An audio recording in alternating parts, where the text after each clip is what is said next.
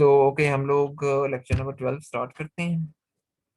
इसमें हम लोगों ने ग्रेडियंट को डिस्कस करना है। ग्रेडियंट के किसी भी फंक्शन का जो ग्रेडियंट है वो वन फॉर्म होती है।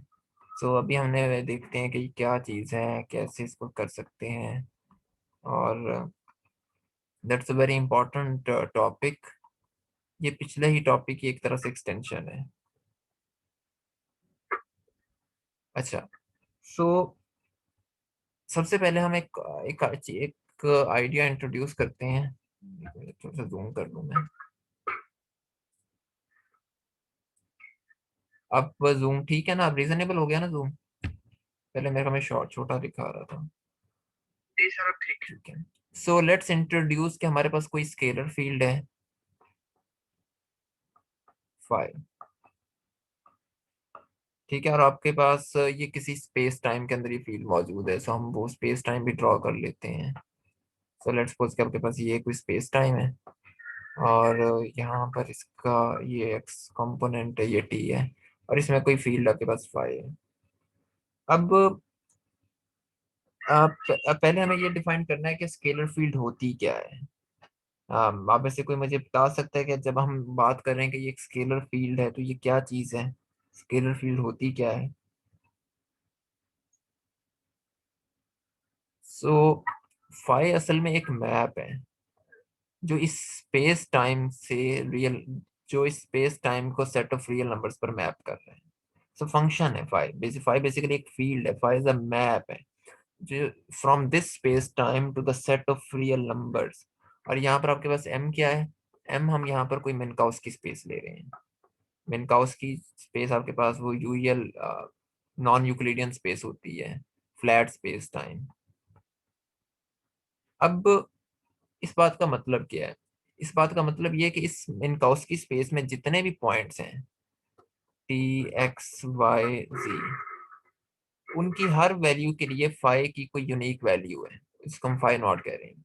लेट्स सपोज कि यहाँ पर कोई पॉइंट ए है, उसके लिए फाई की डिफरेंट वैल्यू है। यहाँ पर कोई पॉइंट बी है, इसके लिए कोई और वैल्यू है। पॉइंट सी के लिए कुछ और वैल्यू है। तो मतलब हर पर्टिकुलर स्पेस टाइम पॉइंट के लिए, हर यूनिक स्पेस टाइम पॉइंट के लिए आपके पास ये फील्ड एक यूनिक वैल्यू दे रही है आपको।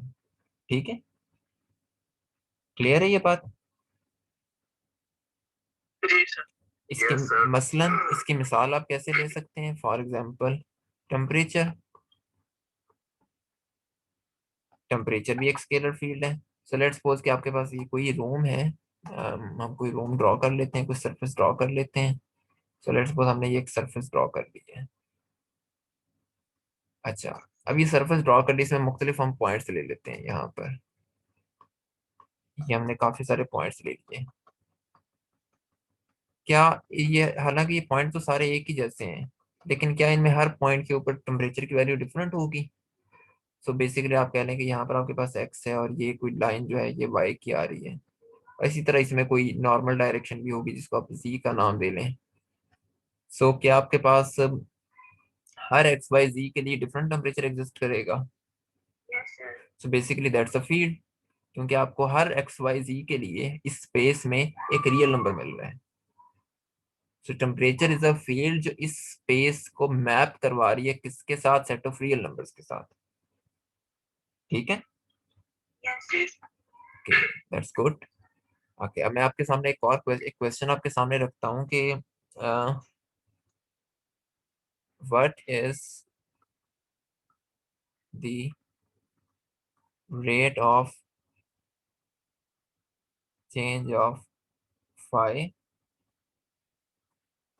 with respect to one of the particular coordinate। so यानी कि आपके पास ये स्पेस है, इस स्पेस में अगर आप x को तब्दील करते हैं तो फाई कैसे तब्दील होगा, या लेट्स सपोज t को तब्दील करते हैं तो कैसे तब्दील होगा। बेसिकली मेरा कहने का मतलब ये है कि ये जो क्वांटिटीज हैं, partial phi over partial t कह लें, और partial phi over partial x, ये आपको किसी चीज की याद दिलाते हैं या आप लोगों ने पहले कहीं पढ़ी हुई है इस तरह की क्वांटिटीज?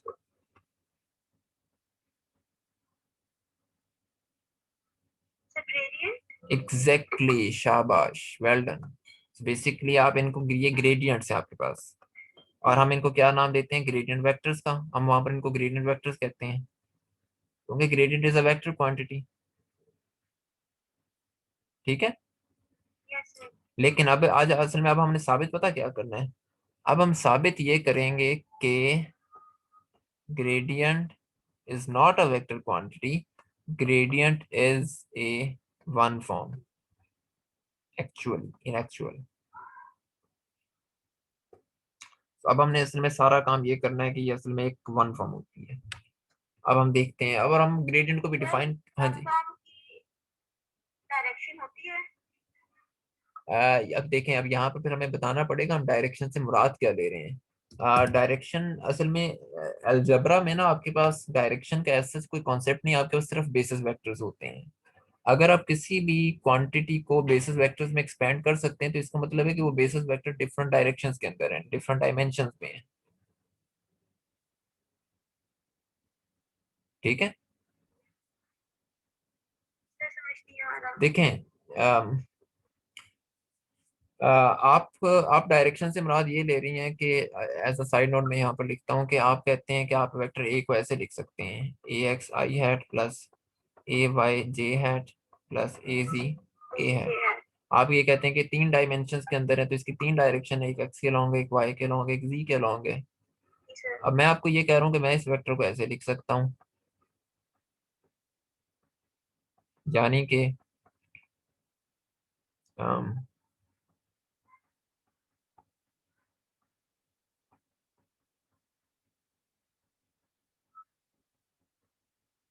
अब यहाँ पर क्या कर रहे हैं? क्या ये मेरे पास E not E one two three I J के तौर पर सर्व नहीं कर रहे यहाँ पर?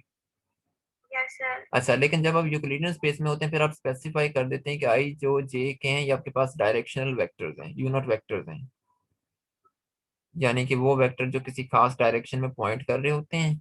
यहाँ पर आई है, यहाँ पर जे है और ये के है, तो ये बेसिकली आपकी डायरेक्शन स्पेसिफाई कर देते हैं कि इस वेक्टर का ये वाला कंपोनेंट एक्स की तरफ है, ये वाई की तरफ है, ये जी की तरफ है। अच्छा, लेकिन अब देखें, अब हम काम कर रहे हैं बड़े ही एक एब्स्ट्रैक्ट लेवल पे, बड़े फंडामेंटल लेवल पे। हमें पता है कि फंडामेंटली आपके पास किसी डायरेक्शन को किसी दूसरी डायरेक्शन के ऊपर प्रेफर नहीं किया जाता, मतलब आपने हमेशा इसको आई नहीं लेना, इसको जे नहीं लेना। ये डिस्टिंक्शन नहीं है फंडामेंटल साइंसेज में, क्योंकि होमोजेनिटी और आइसोट्रॉपी हमने डिस्कस भी की थी। तो अब असल में ठीक है, आप इनको कह लें कि आपके पास डायरेक्शंस हैं। आप मतलब अगर आप क्लासिकल मैकेनिक्स की बात कर रहे हैं तो ठीक है, ये डायरेक्शन है। ये आपके पास बेसिकली आई हैट है, ये आपके पास जे हैट है और ये आपके पास के हैट है। और चूंकि क्लासिकल मैकेनिक्स है तो ये वाला कंपोनेंट निकाल देते हैं, हम ऐसा करते हैं।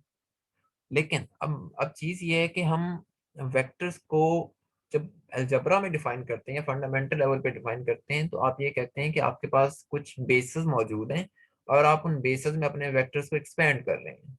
सो मतलब मैं अब यहाँ पर अगर मैं ये चीज लिख रहा हूँ तो मैं यहाँ पर अल्फा कुछ रन कर देता हूँ, 1 to n।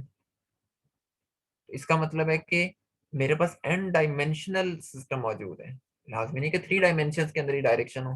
तो मैं कहता हूँ कि मेरे पास एन 100 तक जा रहा है, तो फिर आप ये कहेंगे कि अच्छा ये तो एक आपके पास एक्स एक्सेस हो गया, एक वाई हो गया, एक जी एक्सेस हो गया। तो x10 और e10 का क्या मतलब है? ये कौन सा एक्सेस है? That doesn't mean anything. आपको आप मेरा पॉइंट समझ रही है ना? सो बेसिकली ये एक आर्बिट्रेरी नोशन है आपके पास कि आपके पास एक स्पेस है जो एन डायमेंशनल है, and now dimensions has nothing to do with direction, although they have do a lot in classical mechanics, in Euclidean mechanics. Okay, but in relativity they do not share anything common with the notion of direction. So basically no direction is a very particular direction, or no direction can be preferred over any other direction. So all x y z are equally important in relativity. So basically there is no distinction between x y and z. Okay sir. ठीक है। सो आप कह सकती हैं कि ठीक है भाई, क्रिएटिन की डायरेक्शन होती है, सो वन फॉर्म्स की डायरेक्शन होती है, लेकिन इन जनरल हम डायरेक्शंस को एज इट इज नहीं लेते। सो तो जब हम बात करें ना कि कोई चीज एक्स के लॉन्ग चेंज हो रही, तो इसका मतलब ये नहीं कि वो एक्स डायरेक्शन के लॉन्ग चेंज हो रही, इसका मतलब है कि वो ई एक्स के बेसिस वेक्टर के लॉन्ग चेंज हो रही है। ठीक है, got it. That's one. So अच्छा, अब हम ये असल में हम ये साबित करेंगे कि जो ग्रेडियंट होते हैं वो वन फॉर्म होता है, हम ऑल उसको ग्रेडियंट वेक्टर कहते हैं। और ये आपको कुछ देर में क्लियर हो जाएगा, या प्रॉब्ली अगले लेक्चर में क्लियर हो जाएगा कि हम क्लासिकल मैकेनिक्स, क्योंकि रिलेटिविटी के अंदर हम ग्रेडियंट को वेक्टर के तौर पर लें तो बड़ा मसला पड़ जाएगा जनरल रिलेटिविटी में। वो बड़ा काम खराब कर देगा, क्योंकि असल में ये वेक्टर होता ही नहीं, ये होता ही वन फॉर्म है। लेकिन क्लासिकल मैकेनिक्स करते वक्त या यूक्लिडियन मैकेनिक्स, यूक्लिडियन स्पेस में काम करते वक्त ये वेक्टर्स और वन फॉर्म्स में कोई फर्क नहीं होता। आप उनको जो मर्जी लें, दैट डजंट मैटर, कि वहां पर वन फॉर्म और वेक्टर्स में ऐसा कोई डिस्टिंक्शन है ही नहीं। सो ये हम आगे जाके देखेंगे। फिलहाल आप बस मेरी बात पे यकीन कर लें, मैं यही कहूंगा कि जो ग्रेडियंट्स के क्लासिकल मैकेनिक्स में कोई फर्क नहीं होता, ये कोलिजन स्पेस में कोई फर्क नहीं होता। लेकिन रिलेटिविटी के अंदर या अलजेब्रा के अंदर ये बड़ा एक, ये इनके अंदर एक बड़ा एक वाज़ेह फर्क है। ये हम कुछ देर में या अगले लेक्चर में मैं आपको बकायदा मोटिवेट करूंगा ये आइडिया कि कैसे ऐसे होता है। सो अगर मैं आपको ये कहूं कि आपने फाइ का डेरिवेटिव फाइ का डेरिवेटिव लिखना है किसी जनरल या किसी आर्बिट्रेरी कोऑर्डिनेट के लिहाज से, सो आप लिखेंगे partial phi over partial x alpha. आप बेसिकली फाइ का रेट ऑफ चेंज लेना चाह रहे हैं किसी भी आर्बिट्रेरी कोऑर्डिनेट अल्फा के लिहाज से, ऐसे ही है। सो अब क्वेश्चन ये है कि how does this quantity transform. और डेफिनेटली कंडीशन तो हमारे पास है अंडर लॉरेंस ट्रांसफॉर्मेशन। ये क्वांटिटी कैसे ट्रांसफॉर्म होती है, अब क्वेश्चन हमारे पास ये है। क्योंकि हम कोई भी जब नई क्वांटिटी डिफाइन करते हैं ना, तो हमारे लिए एक चीज बड़ी जरूरी है अब, कि हमें ये पता हो कि ये ट्रांसफॉर्म कैसे हो रही। क्योंकि अगर हमें यही नहीं पता है कि वो ट्रांसफॉर्म कैसे हो रही, तो देन इट सिंपली मींस कि आप उसको डिफरेंस रेंज के अंदर मेजर नहीं कर सकते, कैलकुलेट नहीं कर सकते, और आखिर में जाके आपको पता लगे कि भाई ये जो क्वांटिटी हम कर रहे हैं, ये तो क्वांटिटी लॉरेंस इनवेरिएंट ही नहीं है, लॉरेंस ट्रांसफॉर्मेशन के मुताबिक इसको ट्रांसफॉर्म ही नहीं कर सकते, तो देन फिर काम खराब हो जाता है। अच्छा, तो हम अच्छा मैं अब यहाँ पर एक, अब मैं आपको शो करता हूँ कि ये जो क्वांटिटी है ना, ये बेसिस वेक्टर्स के मुताबिक ट्रांसफॉर्म होती है। सो लेट्स सपोज के हम, ये चीज है मेरे पास अल्फा बार, क्या मैं इसको ऐसे लिख सकता हूँ कि,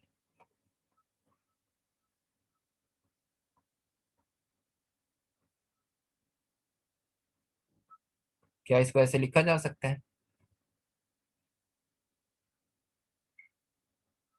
एक मिसाल चेक, एक मिसाल चेक करें। कॉन्ट्रैक्ट हो रहा है इसमें, चेन रूल है। इसे चेन रूल लगा, ठीक है। हाँ, वो आपकी बात भी ठीक है, वो अगर मैं इंडिसेस की फॉर्म में लिखूं तो कॉन्ट्रैक्शन हो जाएगी। तो हम बेसिकली हमने चेन रूल की सूरत में डिफाइन कर दिया। अच्छा, ये चीज क्या है, ये जो ब्रैकेट में चीज लिखी हुई है, लैम्डा बीटा अल्फा बार, और ये एक नंबर है, इसको मैं इधर लिख देता हूँ।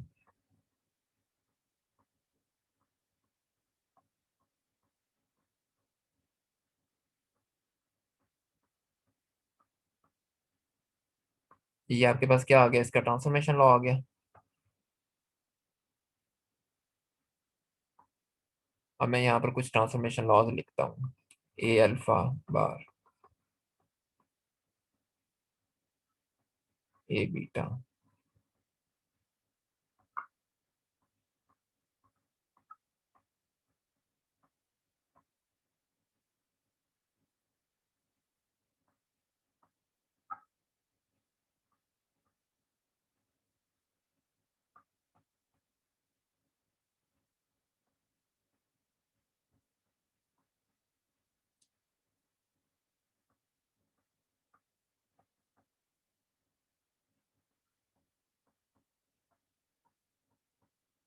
ये किसकी तरह ट्रांसफॉर्म हो रहा है?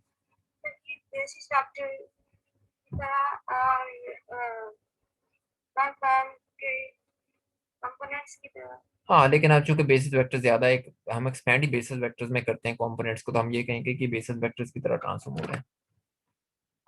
अच्छा, अभी आप देखें मैंने अभी यहाँ पर सारी आपको याद होगा, वो जो मैं उस वक्त बात कर रहा था, मैंने यहाँ पर जब ये लॉज लिखे थे लेक्चर नंबर 11 में, तो मैंने यहाँ पर इनमें इंडिसेस रैंडमली लिखी थी, मतलब किसी में अल्फा लिख दिया था, किसी में बीट, किसी को बार्ड फ्रेम के अंदर ट्रांसफॉर्म किया था और किसी को अनबार्ड में। ठीक है। और यहाँ पर देखें कि मैंने सबके सभी बार्ड फ्रेम अनबार्ड से बार्ड में लेके जा रहा हूँ, लेकिन रिजल्ट्स के ऊपर कोई फर्क नहीं पड़ रहा। Yes sir. सो बेसिकली वो ट्रांसफॉर्मेशन का इससे कोई ताल्लुक नहीं होता, आप रैंडमली जो मर्जी लिखें। इवन के मैं सबके सब ऐसे भी लिख सकता था, मैं मतलब इसको भी अल्फा बार कर सकता था, लेकिन वो बस पता नहीं, अपनी मर्जी। सो सो आप ये कह सकते हैं कि gradient transforms like the components of one form. So अब देखें, ग्रेडियंट के जो कंपोनेंट्स हैं वो ट्रांसफॉर्म हो रहे हैं बेसिस वेक्टर्स की तरह या वन फॉर्म की तरह। ठीक है। जैसे आपने बात यस की सर। कि ये बेसिकली इसकी तरह भी ट्रांसफॉर्म हो रहा है और ये असल में इसकी तरह भी ट्रांसफॉर्म हो रहा है। तो अब आप क्या कर सकते हैं, अगर आपके पास ग्रेडियंट के कंपोनेंट्स या ग्रेडियंट वन फॉर्म के कंपोनेंट्स की तरह ट्रांसफॉर्म हो रहा है, तो क्या आप इस क्वांटिटी को किसी वन फॉर्म के तौर पर लिख सकते हैं?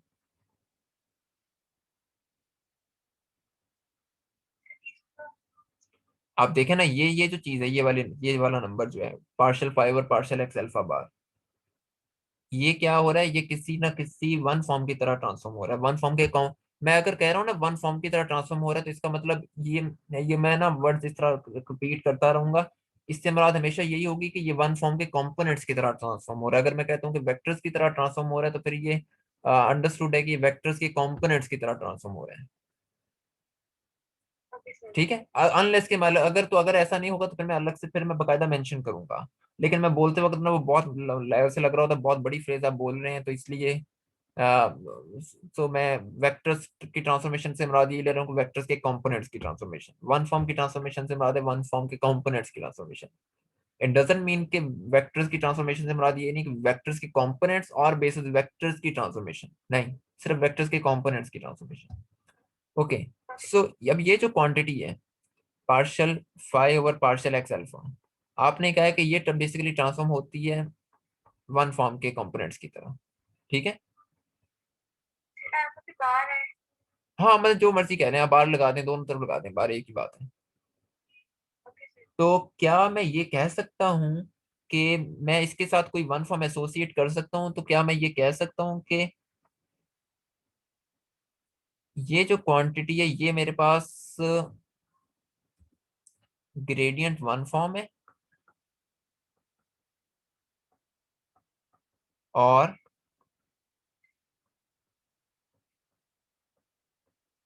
ये जो है ये कंपोनेंट्स हैं ग्रेडियंट वन फॉर्म के,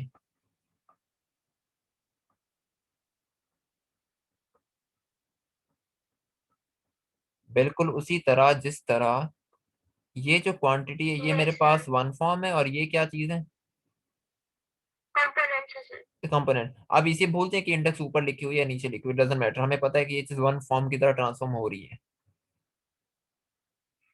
ओके सर। ग्रेडियंट किसकी तरह ट्रांसफॉर्म हुआ है, वन फॉर्म की तरह। सो विच शोज कि आपका जो ग्रेडियंट वेक्टर है वो असल में ग्रेडियंट वन फॉर्म होती है। ठीक है। Yes sir. Yes sir.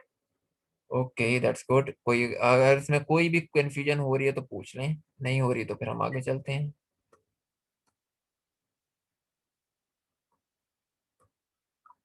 अब हम जरा इसको थोड़ा सा यहाँ पर रोक देते हैं और वापस हम आ जाते हैं स्केलर फील्ड्स पे, क्योंकि अभी हमारी ग्रेडियंट की डिस्कशन बहुत दूर तक चल रही है। सो सपोज करते हैं स्केलर फील्ड अगेन।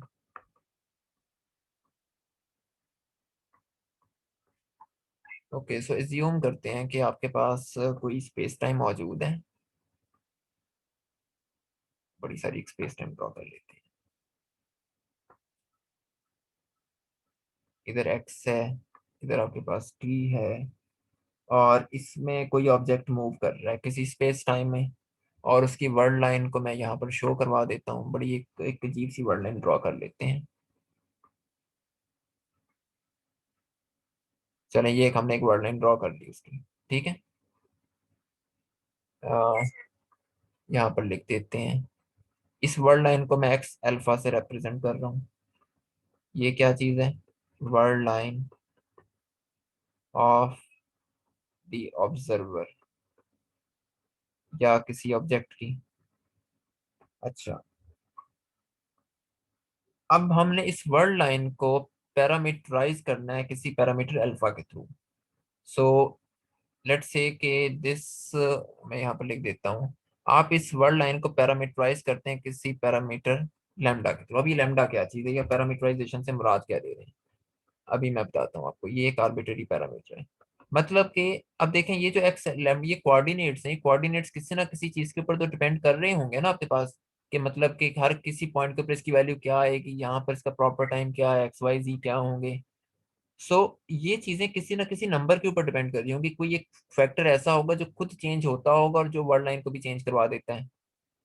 मतलब अब ये word line out of nowhere तो नहीं ना आ गई है, कहीं ना कहीं से आई है, किसी ना किसी फैक्टर की वजह से आई है।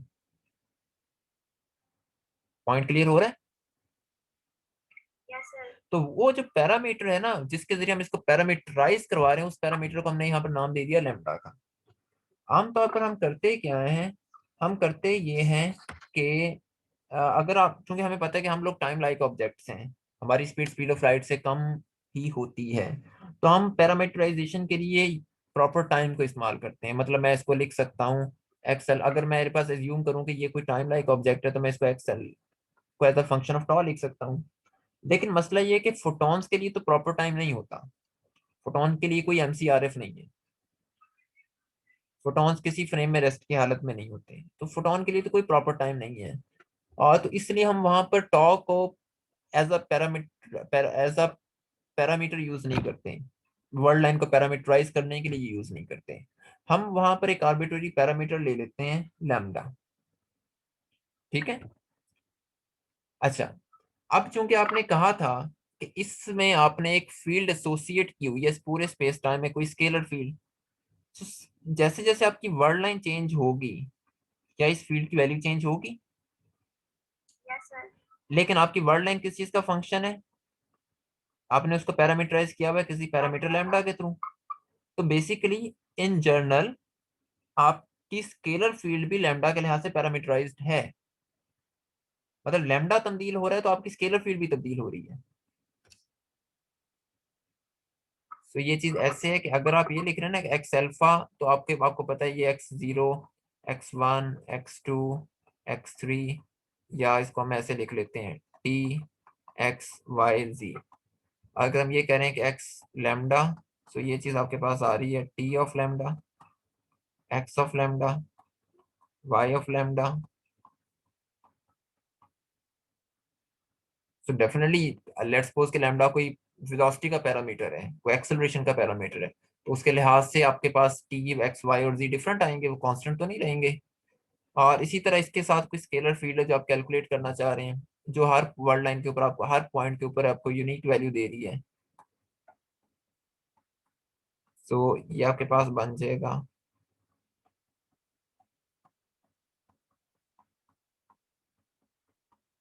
कुछ ये चीज बन जाएगी। इसकी specific value होगी. हाँ डेफिनेटली, क्योंकि हर लेमडा के कॉरेस्पॉन्डिंग कोई डिफरेंट एक्स अल्फा है। हर लेमडा के corresponding different T X Y G आएंगे ना, सारे के Yes, सारे sir. सेम तो नहीं होंगे, कोई यूनिक नंबर आएगा। Okay, sir. तो इसका मतलब है कि अगर एक्स अल्फा यूनिक है आपके पास, तो आपके पास फिर फाइव भी यूनिक होगा उस एक्स अल्फा के लिए। ये बिल्कुल ऐसे है कि लेट्स सपोज आपके पास यहाँ पर एक शख्स है, और ये दौड़ता हुआ जा रहा है इस डायरेक्शन में, क्या, और लेट्स सपोज कि क्या क्या इसके हर पॉइंट पर टी और एक्स सेम होंगे? हाँ सर चेंज होंगे। चेंज होंगे, हर पॉइंट पर चेंज होंगे बल्कि। और लेट्स सपोज कि ये किसी वेलोसिटी v से मूव कर रहा है, तो क्या इसका टी v का फंक्शन नहीं होगा? आपने इसको v के जरिए पैरामीटराइज नहीं किया हुआ। Yes sir. तो अगर मैं आपको कहूं कि आपने इसकी फोर्स कैलकुलेट करनी है, सो लेट्स सपोज कि फोर्स आपकी फील्ड है, या आपने ये चेक करना है कि जितना ये दौड़ रहा है इसकी बॉडी के टेम्परेचर में तब्दीली आ रही है ना। Yes sir. तो अगर मैं आपको कहूं आपने इसका टेम्परेचर कैलकुलेट करना है, तो टेम्परेचर आपका हर टी और एक्स पे डिफरेंट आएगा। और यस सर। मसला ये कि आपने टी और एक्स को पैरामीटराइज किया हुआ है वी के जरिए, तो फिर आपका टेम्परेचर भी तो असल में पैरामीटराइज होगा ना उस टी ऑफ वी और एक्स और वी के जरिए। जी सर। सो दैट्स व्हाट कि मैं यहाँ पर किस चीज की बात कर रहा हूँ, ये वो भी चीज है। क्लियर? Okay sir. ये पॉइंट हो गया क्लियर कि इसके अंदर ना इस पूरे, अब हम हमारी डिस्कशन ज्यादा है इसमें, कॉन्सेप्ट को समझने के लिए मैथ बहुत कम है। सो मेक श्योर कि आपको हर बात क्लियर हो रही है। यहाँ पर कोई भी वर्ड कोई भी चीज कंफ्यूज कर रही है तो फौरन से पूछ लें। चले अब ना हम एक और काम करते हैं, मैं यही वाली वर्ड लाइन दोबारा से ड्रॉ करता हूँ, इसी को कॉपी कर लेते हैं हम लोग।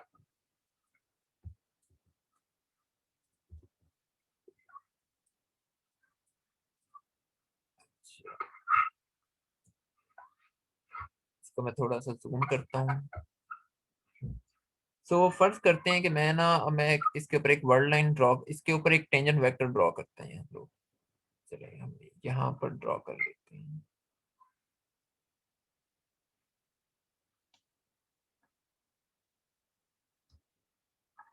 तो यहाँ पर कहीं कर,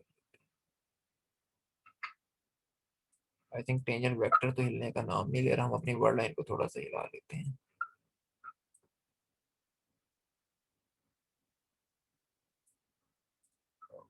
ठीक है, हमारा गुजारा हो गया। सो फर्ज करते हैं कि मैं ना अब इस पॉइंट पी, यहाँ पर एक कोई पॉइंट है, मैं और इसको, ये कोई पॉइंट है आपके पास, इसको हम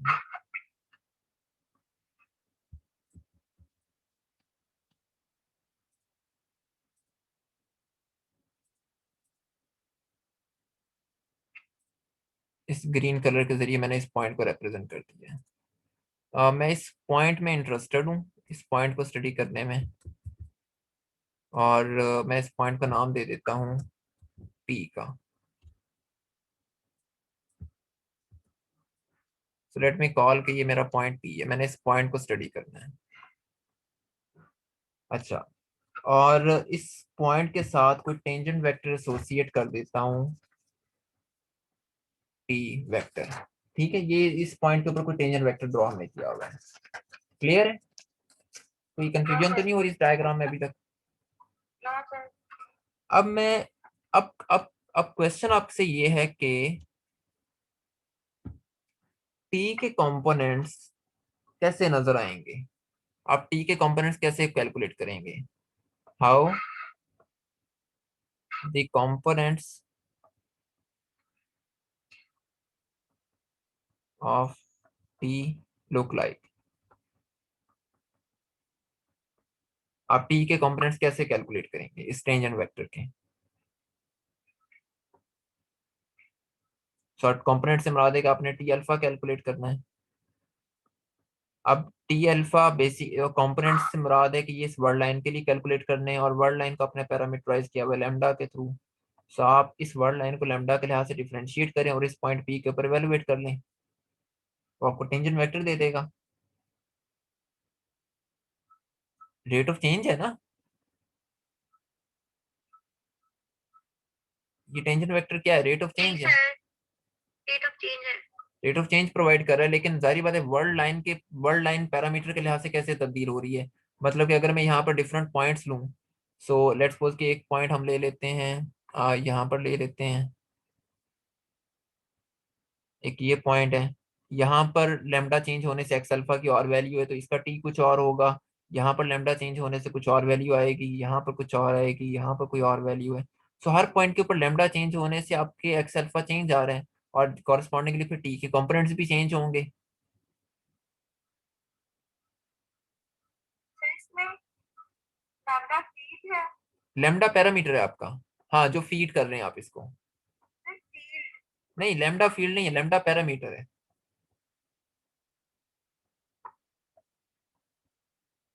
लैम्डा आपका पैरामीटर है जिसके जरिए आपने अपनी वर्ड लाइन को पैरामीटराइज किया हुआ है। तो फिर में और पैरा में क्या फर्क है? फील्ड तो कोई फिजिकल चीज है ना, जिसको आप मेजर कर रहे हैं, जिसको मेजर कर रहे हैं। लैम्डा वो है जिसके ऊपर आपकी वर्ड लाइन डिपेंड कर रही है। आपके पार्टिकल, आपके कोऑर्डिनेट्स क्या होंगे वो लैम्डा के ऊपर डिपेंड कर रहे हैं कि आपकी जो वर्ड लाइन बनाएगा पार्टिकल, उसके क्या एक्स वाई जी टॉ होंगे, सॉरी क्या एक्स वाई जी और टी होंगे, लैम्डा ये डिसाइड कर रहा है। फिर dx d lambda dy over d lambda dz over d lambda इस तरह इनके कंपोनेंट्स आ सकते हैं। दोबारा बताइएगा। फिर dx over d lambda dy over d lambda आ सकते हैं, dz over d lambda। वो तो अल्फा की वैल्यू पे डिपेंड करता है ना, कि अल्फा को आप क्या इंडेक्स दे रहे हैं। सो अगर आप इसको अल्फा को 1 कह रहे हैं तो फिर ये डी एक्स होगा, 2 कह रहे हैं तो ये डी वाई होगा। जी सर। ठीक है। हाँ, तो लेकिन चूंकि हम तो जनरली बात कर रहे हैं इसलिए मैं उसका अल्फा लिख रहा हूँ। लेकिन अगर आप किसी स्पेसिफिक कंपोनेंट की बात कर रहे हैं तो फिर आप ये लिख सकते हैं जैसे हमने यहाँ पर बात की थी। कहीं पर हमने बात की तो थी वैसे, मेरा ख्याल है। हाँ, कि ये कुछ ये स्पेसिफिक कंपोनेंट्स है जिस तरह फाई के। अगर कोई जनरल कंपोनेंट होता तो मैं ये लिखता partial phi over partial x alpha, जैसे यहाँ लिखा था। Yes sir. ठीक है। वो तो डिपेंड करता है कि आप अल्फा को क्या, अल्फा की क्या इंडेक्स ले रहे हैं। ओके, सो हमने टेंजेंट वेक्टर डिफाइन कर लिया। ये अब अगला अगला क्वेश्चन हमारे पास ये है कि how does the scalar field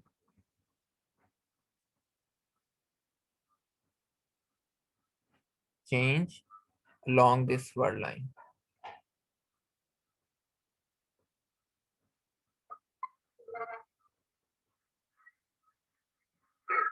कि आपकी स्केलर फील्ड इस वर्ड लाइन के अलॉन्ग कैसे चेंज होती है। इस बात का मतलब क्या है? इस बात का मतलब ये समझें कि फर्ज करें कि आप किसी कमरे में मौजूद हैं, आप ऑब्जर्वर हैं, और आप उस कमरे में हर पॉइंट के ऊपर टेम्परेचर मेजर कर रहे हैं। आपके लिहाज से वो टेम्परेचर कैसे चेंज हो रहा है, मतलब आपको कैसे वो टेम्परेचर चेंजिंग नजर आ रही है, आप उसको कैसे मेजर कर रहे हैं। ठीक है। Yes sir. तो बेसिकली आप कैलकुलेट अब ये करना चाह रहे हैं कि आपने कैलकुलेट अब ये करना है d phi over d lambda आप कैलकुलेट करना चाह रहे हैं। आप इसको कैसे करेंगे? आप पहले आप ये चीज निकालेंगे और फिर आप ये देखेंगे कि ये पैरामीटर, ये आपका जो, ये जो आपकी वर्ड लाइन के कोऑर्डिनेट्स हैं, ये इस पैरामीटर के मुताबिक कैसे तब्दील हो रहे हैं। तो मुझे यहाँ पर डी लिखना चाहिए। यही काम करेंगे आप।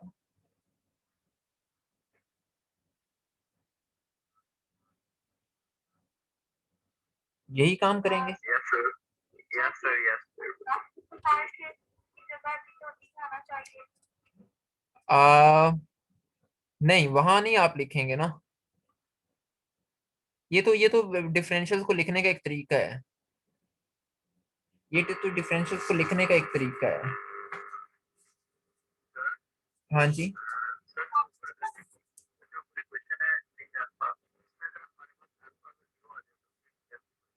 वो टाइम, जो अल्फा जीरो होता है वो आपके पास टाइम का कंपोनेंट होता है।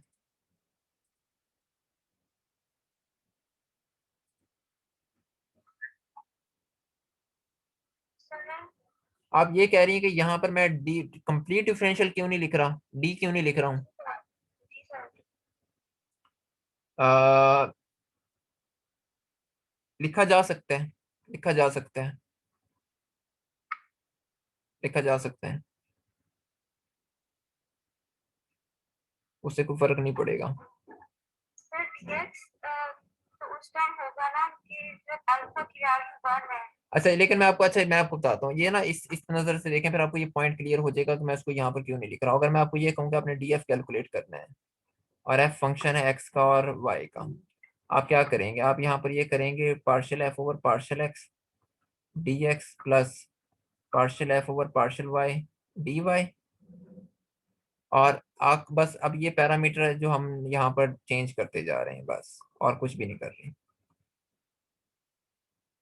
यही करते हैं। So now got my point कि मैं यहाँ पर पार्शियल क्यों लिख रहा हूँ, ये वजह है। सर इसमें तो वेरिएबल्स दो यूज हो रहे हैं एक्स और वाई, हाँ इसलिए हमने इसको फ्यूचर में कन्वर्ट किए। तो आप 4 ले लें। अब बेसिकली ये वेरिएबल एक नहीं, इसके अंदर 4 कंपोनेंट्स सर हैं। अगर वेरिएबल एक होगा फिर तो पार्शियल में कन्वर्ट नहीं कर नहीं, ये सकते। इसके अंदर 4 कोऑर्डिनेट्स हैं। एक्स जी sir. Alpha means x0 x1 x2 x3 which means t x y and z। जी सर। so वो दैट्स वाई कि मैं इसको यहाँ पर डी कंप्लीट डेरिवेटिव नहीं लिख रहा हूँ कि चेंज ये बेसिकली पार्शियल चेंज आ रही है 5x के लिहाज से। लेमडा क्या कर रहा है, लेमडा सिर्फ पैरामीटराइज कर रहा है आपके फील्ड आपकी वर्ड लाइन को, और कुछ भी नहीं कर रहा। लेमडा खुद तो कांस्टेंट नंबर है ना हर पॉइंट के लिए।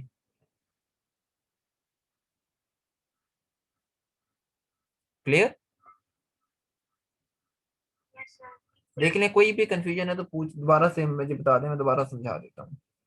सर ये जो यहाँ पे दो इक्वेशंस हैं टी अल्फा की और जो इससे नीचे है, तो इसमें आपने टी एक्स यूज किया, बाकी तीन इसमें यूज किए। नहीं, मैंने dx नहीं यूज किया, मैंने dx अल्फा यूज किया है। अल्फा की वैल्यू 1 होगी। नहीं, आप अल्फा की जो मर्जी वैल्यू लें। नहीं नहीं, ये जो टी है ये टाइम नहीं है। एक मिनट, शायद मुझे मुझे लग रहा है जो कंफ्यूजन आ रही है, this is not time.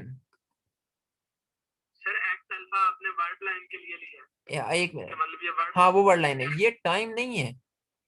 This, ये टेंजेंट वेक्टर है, ये टेंजेंट वेक्टर है, this is not time. Yes sir.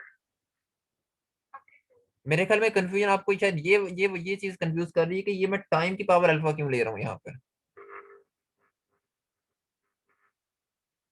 क्या ये चीज कंफ्यूज कर रही थी?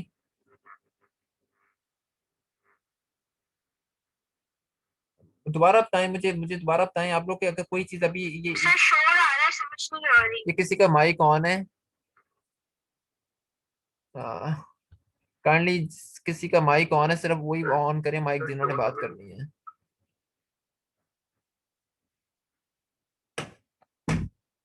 हाँ जी, अब नहीं मेरे ख्याल में शोर आ रहा। आप बताएं, अब इसमें देखें कोई चीज, कोई ये जो इक्वेशंस लिखी इनमें क्या कोई चीज कंफ्यूज कर रही है?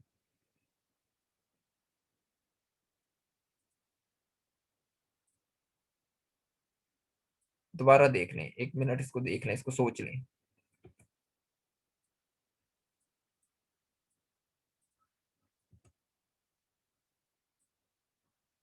सर ये टी वाली इक्वेशन पे dx क्या है? dx वर्ड लाइन है जिसके जरिए आपने पैरामीटराइज किया हुआ है। अब देखें, जिस तरह आपका लेमडा लेमडा के चेंज होने से जब एक्स अल्फा चेंज होगा, तो क्या टेंजेंट वेक्टर चेंज नहीं होगा? सर होगा। होगा ना। तो बेसिकली हमने वो चेंज लिखी कि टेंजेंट वेक्टर, सो बेसिकली जो टेंजेंट वेक्टर के कंपोनेंट्स हैं वो लेमडा के जरिए एक्स अल्फा में आने वाली चेंज है। कि लेमडा चेंज होने से जब एक्स अल्फा चेंज होगा तो फिर कॉरस्पॉन्डिंगली टेंजेंट वेक्टर के कंपोनेंट्स भी तब्दील होंगे। वो जो तब्दीली आ रही है वो हम इस तरीके से चेक कर रहे हैं कि वो जो के नए टेंजेंट वेक्टर के कंपोनेंट्स क्या होंगे। मसलन आप यहाँ पर अगर मैं कोई टेंजेंट वेक्टर ड्रॉ करता हूँ तो डेफिनेटली ये मेरे पास ये वाला टेंजेंट वेक्टर तो नहीं है, मैं इसको चले T1 कह देता हूँ। यहाँ पर ड्रॉ करता हूँ तो ये पिछले वाले से डिफरेंट होगा। मैं यहाँ पर अगर ड्रॉ कर रहा हूँ तो ये वाला टेंजेंट वेक्टर कुछ और होगा। ये तो टेंजेंट वेक्टर नहीं है, कुछ और ही बन गया। सो ये कुछ और होगा। सो बेसिकली टेंजेंट, ये हर लेमडा चेंज होने से आपकी वर्ड लाइन तब्दील हो रही है, और वर्ड लाइन तब्दील होने से टेंजेंट वेक्टर तब्दील हो रहे हैं। Yes sir. ठीक है। ठीक है। ठीक है। अच्छा अब ये देखें, अब ये जो दोनों इक्वेशंस है ये समझ में आ रही हैं कि आप बना क्या मतलब बन रहा है? किसी को भी कोई कंफ्यूजन है तो पूछ लें।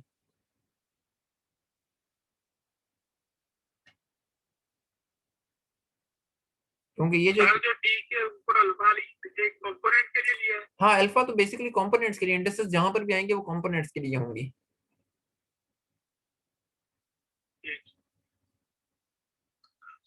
और ये जो इक्वेशन है ये तो सिर्फ मैंने इस चीज को लिखा है, रेट ऑफ चेंजेस लिखे हैं इनके।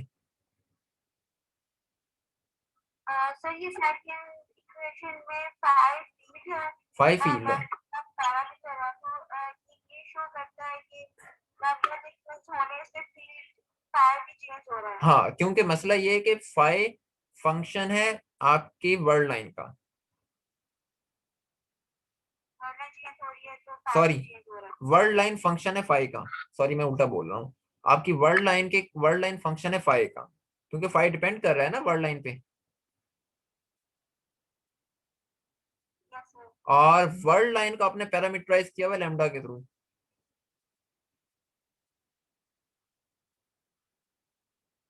ठीक है। Yes sir.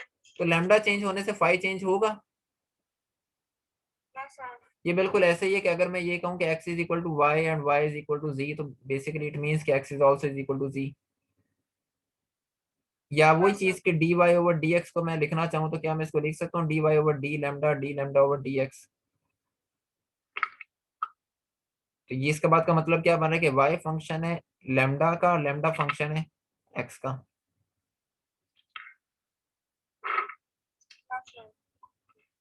तो समझ आई बात।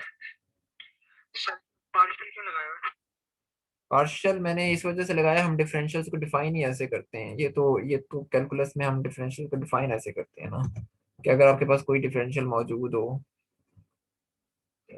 डी एफ, तो आप उसको ऐसे लिखते हैं partial f over partial x d x plus partial f over partial y d y. और वो जो नीचे तो कांस्टेंट पैरामीटर आ रहा है जिसके जरिए आपने पैरामीटराइज किया हुआ है, सो दैट्स व्हाई आपने पहले एक साथ पार्शियल लगाया हुआ। ठीक है। अच्छा, अब मैं ना थोड़ा सा काम ये करता हूँ, मैंने इनके कलर्स कर देता हूँ जरा चेंज। इसको रेड कर देते हैं हम लोग, और इसको हम कर देते हैं blue। अब ये जो दोनों क्वांटिटीज हैं ये क्या क्या चीजें हैं अब ये देखते हैं। जो रेड वाली क्वांटिटी है, क्या ये आपके पास एक वन फॉर्म नहीं है? हमने अभी पिछले लेक्चर में डिफाइन किया है, थोड़ी देर पहले डिफाइन किया है। और ये वन फॉर्म के अल्फा कंपोनेंट्स हैं। ये ग्रेडियंट नहीं है। तो ग्रेडियंट क्या होता है? वन फॉर्म होती है, ठीक है। जी सर। और ये क्या चीज है? ये बेसिकली रेट ऑफ चेंज है टी का, तो टी अल्फा। T alpha. क्योंकि वेक्टर है तो इंडेक्स ऊपर आनी है। समझ आई बात? जी सर। ये देख लें, ये मुझे पता है ये चीज कंफ्यूज कर रही होगी, दोबारा से आप इसमें बड़ा कंफ्यूज हो रहे होंगे कि ये क्या इंडेक्सेस के साथ ऊपर नीचे हो रहा है, इसलिए देख लें दोबारा।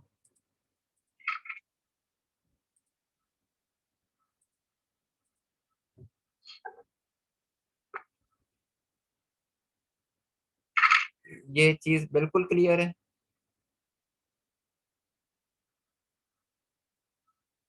अब मैं दोबारा आपको बताता हूँ। अब मैं दोबारा, मैं यहाँ पर से मैं लिख देता हूँ कुछ चीजें, लिख देता हूँ फिर आपको शायद दोबारा से समझ आ जाए। ये चीज क्या है? ये आपके पास कोई नंबर है, और हम इस केस में उसको रियल नंबर कहेंगे। ये चीज आपके पास क्या है? कंपोनेंट्स हैं ऑफ ग्रेडियंट वन फॉर्म के। अगर मैं अल्फा ना लगाता फिर ये वन फॉर्म होती, लेकिन मैंने अल्फा लगा दिया, इसका मतलब ये ग्रेडियंट वन फॉर्म के कंपोनेंट्स हैं। ये क्या चीज है? ये कंपोनेंट्स हैं टेंजेंट वेक्टर के।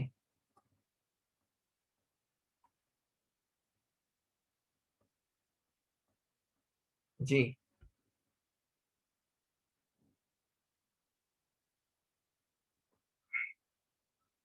सर कंपोनेंट्स पे एरर नहीं होना चाहिए फिर। मैंने आगे अल्फा लगा दिया ना इसीलिए, ठीक है ना लगाया, लेकिन मैंने वो जैसे मैं डिफाइन ऐसे कर दिया था इस वजह से लिखा हुआ है। ना लगाए यार, उससे कोई फर्क नहीं पड़ेगा। वो तो फिर अब ये भी है ना कि देखें, मैंने यहाँ पर एरो नहीं लगाया हुआ। यहाँ पे टिल्डा है। हाँ मैंने यहाँ देखे, अगर तो ये कंपोनेंट्स है तो मुझे उसके ऊपर टिल्डा भी नहीं लगाना चाहिए। असल में नीचे कंपोनेंट्स मैंने इसीलिए लिख दिए हैं ताकि ये शो हो जाए कि ये वन फॉर्म के कंपोनेंट्स और ये वेक्टर के कंपोनेंट्स हैं, वेक्टर नहीं है। Okay sir. अगर मैं वो नहीं ना लगाऊंगा एरो और ये वो, तो फिर आपको और ज्यादा कंफ्यूजन हो जाएगी कि ये क्या हुआ क्या है। क्या मैं सर इस इक्वेशन को ऐसे लिख सकता हूँ? क्या मैं इस इक्वेशन को ऐसे लिख सकता हूँ? D phi into T.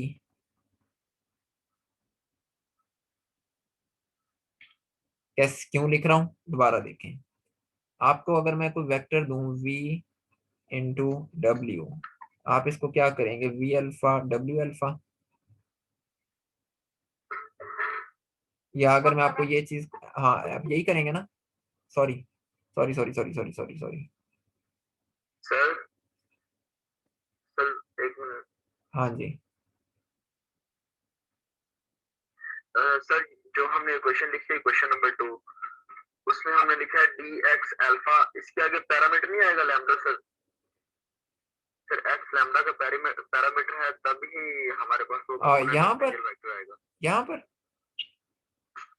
नहीं सर, क्वेश्चन नंबर 2 में। यहाँ पर नो सर, आगे नहीं। यहाँ पर सर। नहीं वो क्यों आएगा, वो तो फिर आपको वरना यहाँ पर भी लैम्डा लगाना पड़ेगा, तो वरना इक्वेशन सेटिस्फाई नहीं होगी। ये तो सिर्फ हमने तो सिर्फ चेन रूल को वैल्यूएट किया है। अगर आप यहाँ पर लगा देंगे ना डेल्टा लैम्डा, तो फिर आपके पास देखें आपकी equation left to right hand side पे सेटिस्फाई नहीं हो रही। आपकी इक्वेशन सेटिस्फाई नहीं हो रही, डायमेंशनली इनकरेक्ट हो गई है। आपके पास एक डी लैम्डा ज्यादा आ रहा है, फिर यहाँ तो यहाँ पर भी लगाएं डी लैम्डा।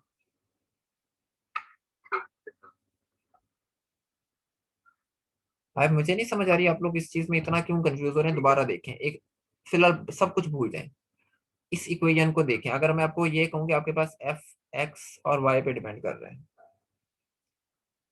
आपने डी एफ निकालना है, क्या करेंगे, partial f over partial x d x, partial f over partial y d y. अगर मैं आपको ये कहूँ कि आपका एफ डिपेंड कर रहा है एक्स अल्फा और वाई बीटा पे, फिर आप लोग क्या करेंगे, डी एफ निकालने के लिए partial f over partial x alpha d x alpha plus partial f over partial x partial y beta d y beta, यही करेंगे।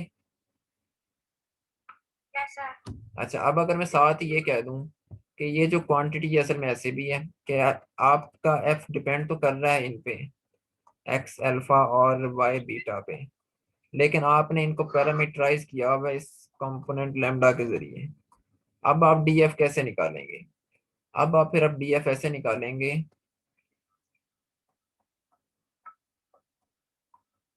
Partial f over partial x alpha d x alpha over d lambda और D lambda. Plus,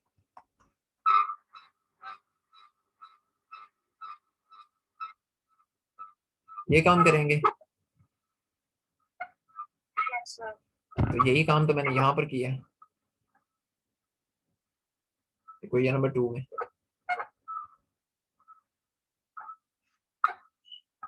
ठीक है sir, अब समझ आ गई। Clear हो गया।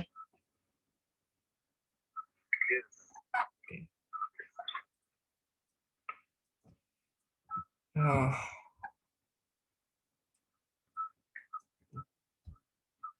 अब तो मुझे वाकई डाउट हो रहा है आप लोगों ने कैलकुलस भी बहुत बुरे तरीके से पढ़ी है।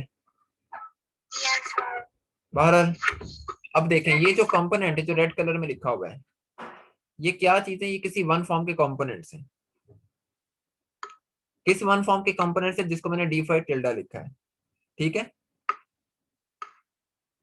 उस वन फॉर्म का कौन सा कंपोनेंट से, अल्फा वाला कंपोनेंट है। तो जारी बात है कि वन फॉर्म के कंपोनेंट्स में आप अल्फा को सबस्क्रिप्ट के तौर पर लिखते हैं, नीचे लिख दिया उसको। क्लियर। जी सर। ये चीज आपने कैसे डिफाइन की है, ये आपने कहा है कि ये आपका टेंजेंट वेक्टर है, और आपने इसको डिफाइन किया है कि टेंजेंट वेक्टर टी वेक्टर है, और उसका कौन सा कंपोनेंट है, अल्फा कंपोनेंट है, और वेक्टर के लिए आप इंडेक्स को ऊपर लिखते हैं। क्लियर। तो अब यहाँ पर देखें कि क्या मैं इस चीज को ऐसे नहीं लिख सकता d phi tilde into t, ज्यादा एक सजेस्टिव नोटेशन में। जी सर। और यहाँ पर अल्फा पे क्या हो रहा है, कॉन्ट्रेक्शन हो रही है। सर जी सर जो अपना equation tilde into w factor हाँ, और उसके सर वेक्टर के बेसिस वेक्टर और डेल्टा के भी तो डायरेक्शन वाले कंपोनेंट वो मल्टीप्लाई होने थे उसको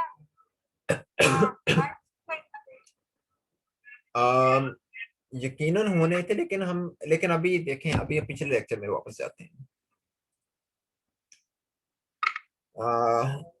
ये होने थे, आपने कोई वेक्टर लिया, उस वेक्टर के ऊपर आपने ये मल्टीप्लाई करवा दिया, आपने ये सारा काम करके ये चीज नहीं बनाई थी। ये देखें, तो वेक्टर की तो वही चीज, वही काम मैंने यहाँ पर डायरेक्ट लिख दिया ना, कि जब मैं ये काम कर रहा हूँ तो मैं इसको ऐसे लिख सकता हूँ। वही मैंने असल में चीज यहाँ पर डायरेक्ट लिख दी। वो आपकी बात बिल्कुल ठीक है, वो बेसिस पे एक्ट की है उन्होंने, लेकिन चूंकि मैं पहले बात कर चुका था इसलिए मैंने उसको डायरेक्ट लिख दिया कि ये नोटेशन ऐसे लिखी जा सकती है। Okay sir. सो अब ये क्वेश्चन आपको क्या बता रही है, ये जो चीज मैंने यहाँ पर लिखी है, सो डी फाई टी इस, इसका मतलब ये है कि ये क्वेश्चन आपको ये बता रही है कि one form d phi is acting on tangent vector t. ठीक है, इसको अगर मैं वर्ड्स के अंदर लिखना चाहूँ तो यही लिखूंगा। तो फिर अब ये क्वेश्चन आपको ये बता रही है कि जैसे जैसे आप इस कर्व पे मूव करते हैं आपका फाई कैसे चेंज हो रहा है। और ये देखा ना, ये चीज किसके बराबर है, ये चीज बराबर है d phi over d lambda के। लैम्डा वो पैरामीटर है जिसके जरिए आपने इस कर्व को पैरामीटराइज किया हुआ। ये कर्व है एक, ये कर्व है एक, आपके पास लाइन तो नहीं है। तो बेसिकली ये आपको, इसका मतलब है कि दूसरे अल्फाज में d phi tilde into vector t आपको ये बता रहा है कि जैसे जैसे आप इस कर्व पे, इस वर्ड लाइन पे मूव करते हैं आपकी फील्ड कैसे तब्दील हो रही है।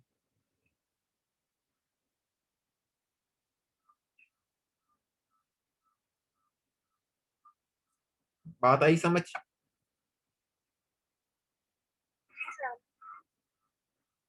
क्लियर है ना, किसी को कोई कंफ्यूजन नहीं है? जी सर क्लियर। अच्छा, अब देखें, अब दोबारा, अब फिजिकली अब वेक्टर टी, आपको वेक्टर टी यहाँ पे इंट्रोड्यूस कराने का मकसद क्या था। अब जैसे जैसे मुख्तलिफ जाएंगे डिफरेंट डायरेक्शन में, क्या फाई की वैल्यू डिफरेंट नहीं होगी। तो बेसिकली ये जो आपको ये वन फॉर्म ये बता रही है कि किसी डिफरेंट पर्टिकुलर डायरेक्शन में आपके आपकी रेट ऑफ चेंज फाई के अंदर क्या आ रहा है किसी पर्टिकुलर डायरेक्शन में। और किसी पर्टिकुलर डायरेक्शन में रेट ऑफ चेंज का मतलब अगेन क्या होता है, ग्रेडियंट कैलकुलेट करना। ऐसे ही है, बिल्कुल क्लियर है बात जो मैं कर रहा हूं अभी।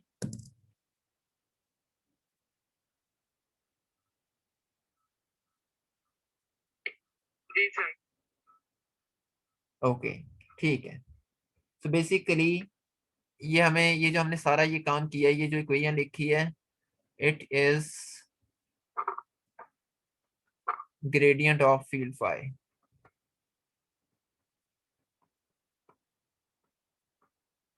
ये हमें ये बता रहे हैं। अच्छा, अब हम इस बात को ना एक एग्जांपल के थ्रू स्टडी करते हैं। वैसे मैंने इसके ऊपर बहुत टाइम लगा लिया है, ओके, लेकिन चलें खैर है। अच्छा, मैं इस चीज को ना एक मिसाल के जरिए आपको समझाता हूँ। सो फर्ज करते हैं कि मेरे पास कुछ लेवल सरफेसेस हैं। मैं यहाँ पर कुछ सरफेसेस ड्रॉ कर लेता हूँ।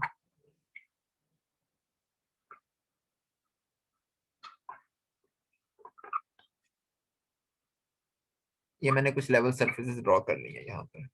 और मैं आपको ना आपकी सहूलत के लिए इनको नाम दे देता हूँ, 1 2 3 4। और ये चूंकि एक ही सरफेस है, ये भी 4 है, ये 3 है, ये 2 है, ये 1 है।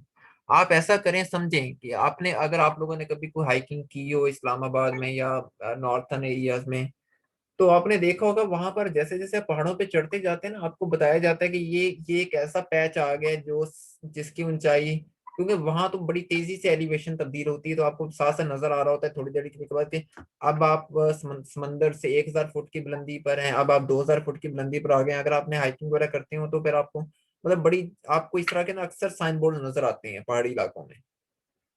सो आप इनको एज्यूम करें कि ये आपके ना, तो आप एज्यूम करें कि ये आपके एलिवेशन मैप्स हैं। ये जो एक सरफेस है ना, और ये कंटूर सरफेसेस हैं। अब ये आप, अब मैं अगेन अज्यूम कर रहा हूँ कि आपको पता है कि कंटूर सरफेसेस क्या होती हैं, कंटूर इंटीग्रेशन क्या होती है, आपने ये चीज पढ़ी हुई है, जिसको आप क्लोज इंटीग्रेशन कहते हैं, ये असल में कंटूर इंटीग्रेशन होती है। सो ये आपको पता है कंटूर्स क्या होते हैं, नहीं पता तो देन आप इनको ना जाके एक दफा देख लीजिएगा। सो बहरहाल ये आपके पास ना कंटूर मैप्स हैं। और मैं ये कह रहा हूँ कि ये जो कंटूर मैप्स हैं एलिवेशन के, आप किसी भी चीज के कह लें, मैं इनको एलिवेशन कह देता हूँ। एलिवेशन आपको बताती है हाइट्स, आप इनको लेवल सरफेसेस कह लें, या आप इनको कह लें सरफेसेस ऑफ कांस्टेंट हाइट, एक ही बात है।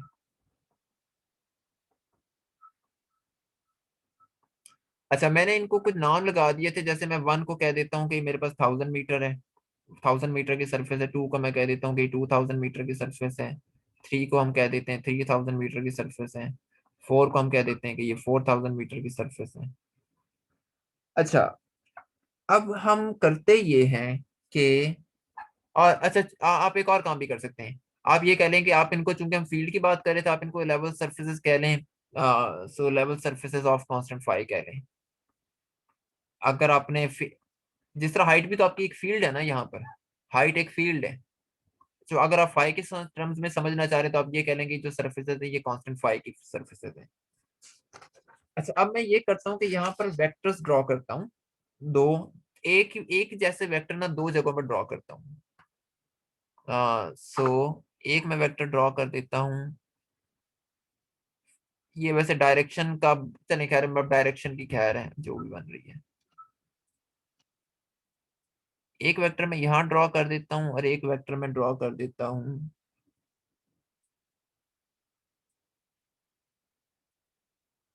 दैट मींस एक, मुझे थोड़ा सा और बड़ा वेक्टर, इसको वेक्टर को और बड़ा कर देते हैं।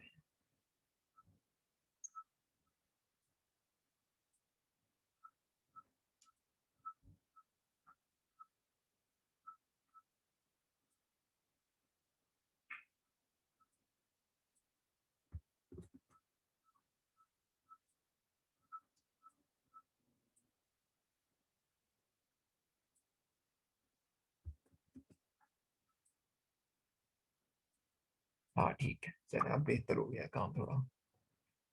मैंने दो वेक्टर्स यहाँ पर ड्रॉ कर लिए हैं, एक वेक्टर को मैं नाम दे देता हूँ ए का, एक को मैं नाम दे देता हूँ बी का।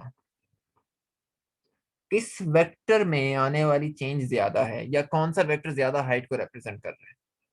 सर ए। क्यों?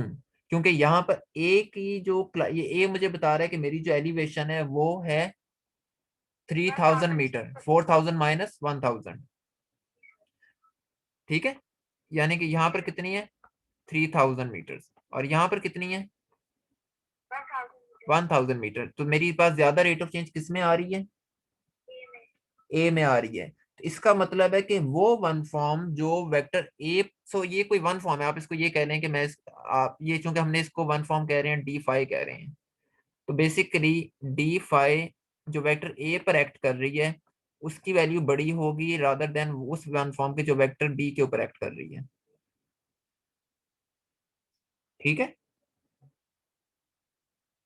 Yes sir. क्लियर है? सर इसका क्या है? क्या सर इसको दोबारा रिपीट कर देना। इसमें कन्फर्म क्या है? आपने वन फॉर्म, आपने इसको कहा ना कि कंटूर मैप्स ऑफ एलिवेशन को, जिनको आपने कांस्टेंट हाइट की सरफेस, अब देखें जब मैं सरफेस कह रहा हूं तो सरफेस आपने, आप वन फॉर्म को सरफेसेस या लाइंस के थ्रू रिप्रेजेंट करते हैं। अगर आपको पिछला लेक्चर याद हो, मैंने कुछ लाइंस ड्रॉ की थी और मैंने कहा था कि ये जो है ये आपकी सरफेस, ये आपकी वन फॉर्म है। ये लाइंस ड्रॉ की थी मैंने। हाँ, वन फॉर्म को लाइंस किया सर, ये इनको आप सर्फेसेस, लेवल सर्फेसेस है ना। लेवल सर्फेसेस का मतलब होता है कि ये चीज जिस चीज के लिए ड्रॉ की गई है वो कांस्टेंट है, इस सरफेस के ऊपर उसकी वैल्यू कांस्टेंट है। सो मसलन मसलन मसलन एक तरीका ये भी हो सकता है कि अगर मैं यहाँ पर ना ड्रॉ कर रहा हूँ ये, सो ये मेरे पास एक्स है और ये टी है, मैं अगर यहाँ पर सर्फेसेस ड्रॉ कर रहा हूँ, ये मेरे पास जितनी भी सर्फेसेस आ रही हैं ये कांस्टेंट टी के लिए सर्फेसेस हैं। ठीक है, यस सर। ओके। सो इसको रेज कर देते हैं, वापस इधर आते हैं। सो सेम वेक्टर को आपने वन फॉर्म पे दो जगहों पर ड्रॉ किया है, यानी कि एक ही वन, सो आपने सो वेक्टर, अब आप यहाँ पर ये देख सकते हैं कि वो वन फॉर्म जो वेक्टर बी पर एक्ट कर रही है वो, उसकी वैल्यू कम है, जो वेक्टर ए पर एक्ट कर रही है उसकी वैल्यू ज्यादा है। उसकी वजह क्या है? क्योंकि जो वेक्टर ए है वो ज्यादा कंटूर मैप्स को क्रॉस कर रहा है रादर देन वेक्टर बी के, यानी वेक्टर ए ज्यादा सरफेसेस को क्रॉस कर रहा है, ज्यादा वन फॉर्म को, जो वन फॉर्म्स की सरफेसेस हैं, कांस्टेंट सरफेस लेवल सरफेसेस हैं, उनको क्रॉस कर रहा है। इसका मतलब है कि वो ज्यादा सरफेसेस के साथ इंटरेक्ट कर रहा है। तो बेसिकली ये आपको क्या बता रहा है? ये आपको ये बता रहा है कि आपने कितना ही, कितनी एलिवेशन, कितना आप कितने कितना ज्यादा एलिवेट हो चुके हैं, आपने आपकी हाइट के अंदर कितनी तब्दीली आई है। सो लेट्स सपोज अगर आप लोकेशन ए से मूव कर रहे हैं तो इसका मतलब है कि आपने 3000 मीटर का फासला तय किया। अगर आप लोकेशन बी पर हैं तो आपने 1000 मीटर का फासला तय किया, जबकि आपका वेक्टर तो सेम रहा है।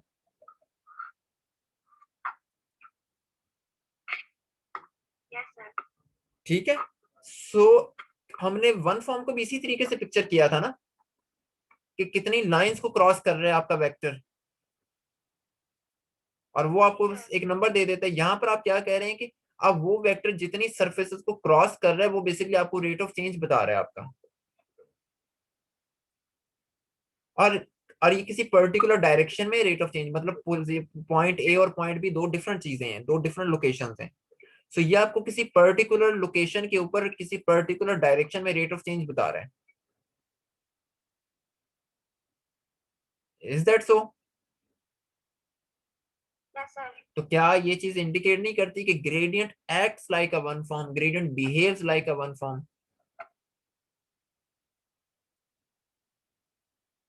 Yes sir. क्लियर होगी बात? कोई मुश्किल इसमें? यस सर, क्लियर है। ओके, सो अब हमने क्या, अब हमारा इस बात पर इत्तेफाक हो चुका है कि ग्रेडियंट एक वन फॉर्म होती है। तो अगर ये वन फॉर्म है तो फिर इसकी कोई ना कोई बेसिस भी होनी चाहिए, क्योंकि आप किसी भी वन फॉर्म को विदाउट बेसिस तो डिस्क्राइब नहीं कर सकते। किसी का माइक ऑन है?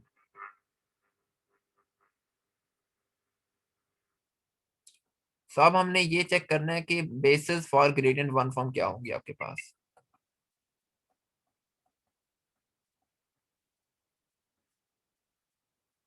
अब आपने किस तरीके से डिफाइन किए थे इसके कंपोनेंट्स?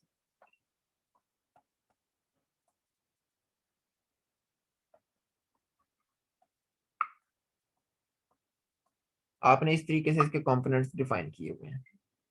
अच्छा, अब हम एक काम ये करते हैं, अब मुझे थोड़ा सा, मैं नोटेशन को खराब कर रहा हूँ लेकिन प्लीज, मेरे पास कोई और नोटेशन नहीं है इसलिए मुझे ऐसे करना पड़ रहा है, बेयर विद मी। कोशिश करेंगे कि कंफ्यूजन ना फैले, लेकिन देखते हैं क्या बनता है। ये आपके पास एक स्पेस टाइम है, इसको आपने कह दिया एक्स, और इसको आपने, आप कहते हैं टी, इसको हम एक्स नॉट भी कहते हैं, इसको आप एक्स वन भी कहते हैं। अब हमने करना पता किया है, आपने, आप एज्यूम करें कि in your frame x not is a scalar field.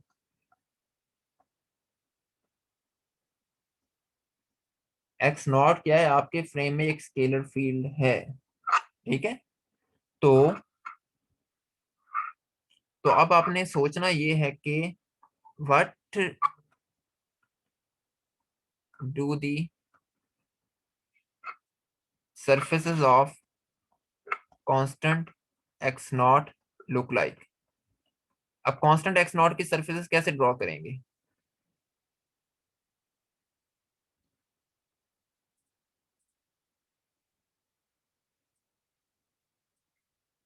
अगर टी या एक्स नॉट आपके पास कोई स्केलर फील्ड हो, जिस तरह आपको याद होगा आपने बीएससी में यकीनन स्टेशनरी फील्ड्स का कॉन्सेप्ट पढ़ा होगा, स्टेशनरी वेक्टर्स का।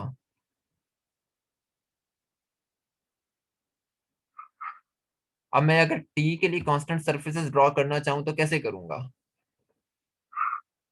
सिर्फ x1 के पैरेलल होंगे। x1 के बिल्कुल x1 के पैरेलल होंगी। सो यानी कि मेरे पास जितनी भी सरफेसेस बनेंगी वो असल में ये आएंगी, ये आ गई सरफेस, ये आ गई, ये आ गई, ये आ गई। सो बेसिकली ये क्या चीजें हैं? These are the surfaces of, constant x1।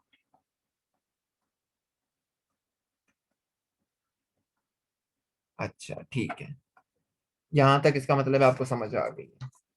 अच्छा, अगर अगर मैं अब इसका मतलब है कि मैंने अब ये कह दिया कि मेरी एक्स नॉट एक स्केलर फील्ड है, ठीक है। अगर ये एक स्केलर फील्ड है तो मैं क्या इसके साथ कोई वन फॉर्म एसोसिएट कर सकता हूँ?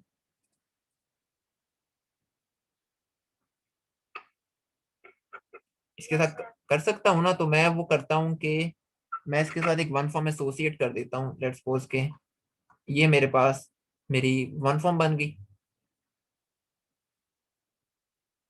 ठीक है। Yes sir. और इसके कोई इसमें इसके कुछ कंपोनेंट्स होंगे अल्फा, और ये कंपोनेंट्स मैं कैसे लिखूंगा?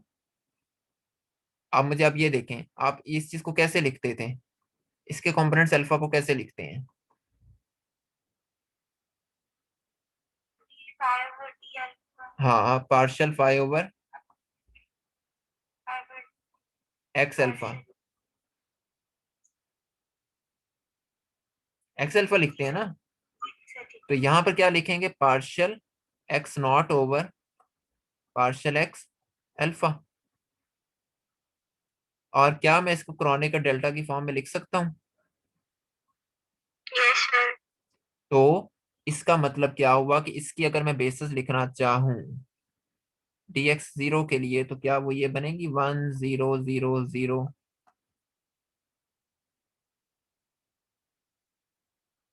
क्योंकि जब अल्फा जीरो होगा तभी वन आएगा, वरना तो हर कंडीशन में आपको क्या मिलेगा?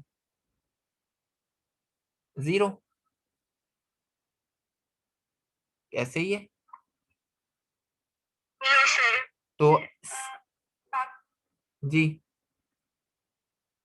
फिर इसके बाकी पार्ट्स होंगे हाँ, 0 1 होंगे। 0 0 सिमिलरली आप लिख सकते हैं, अगर आप dx1 को कांस्टेंट सरफेस कंसीडर कर लें, मतलब कोई भी एक्स है आपके, उसके लिए आप 0 1 0 0 लिख लेंगे। तो क्या ये आपको बेसिकली बेसिस वेक्टर्स के बारे में याद नहीं करवा रहा कि बेसिस वेक्टर्स भी आपने ऐसे ही डिफाइन किए थे? Yes sir. तो आप इन जनरल क्या लिख सकते हैं? So in general you can write dx alpha का बीटा कंपोनेंट जो होगा वो असल में अल्फा बीटा के बराबर होगा।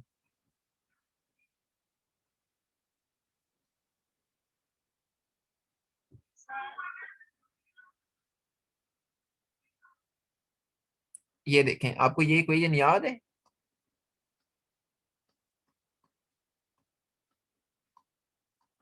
यस सर ये इक्वल। हाँ, तो अभी आपने मुझे, क्या मैं इसको अगर ऐसे लिखूं कोई फर्क पड़ेगा? इंडेक्स नीचे आने का मतलब है कि ये डेफिनेटली अंदर कोई बेसिस वेक्टर है।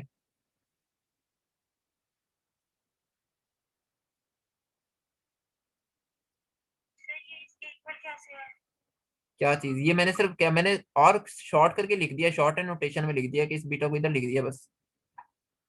मतलब मैं, मतलब अंडरस्टूड बात है ना कि अगर ये आपको बेसिस यहाँ वेक्टर है पर इसमें। ये जो रिलेशन है ये बेसिकली वन फॉर्म बेसिस और वेक्टर बेसिस के दरमियान है।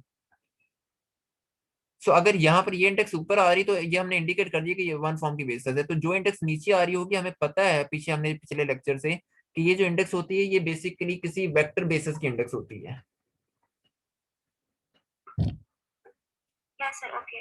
वरना तो ये रिलेशन होल्ड ही नहीं ना करेगा।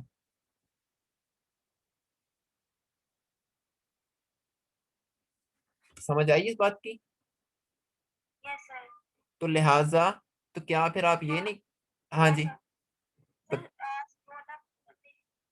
सो आपको ये रिलेशन पता है कि ये ऐसे होता है,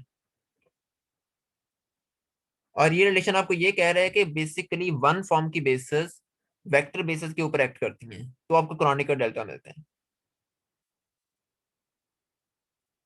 ठीक है, सो इसका मतलब है कि अगर मैं ये चीज ऐसे लिख रहा हूं तो इसका मतलब है कि ये वाली वन फॉर्म की बेसिस किसी वेक्टर बेसिस के बीटा कंपोनेंट पे एक्ट कर रही है, किसी वेक्टर के बीटा कंपोनेंट के ऊपर एक्ट कर रही है।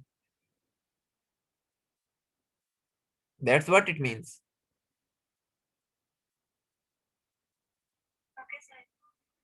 सो क्या उसी तरीके से क्या मैं ये ऐसे नहीं लिख सकता कि ये भी तो एक वन फॉर्म है ना, ये भी किसी वेक्टर के ऊपर एक्ट कर रही हो कि वहीं से बीटा आ रहा है आपके पास।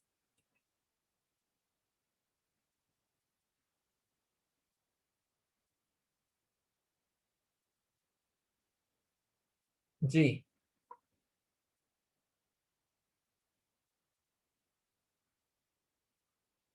कोई कंफ्यूजन अगर है तो पूछ लें।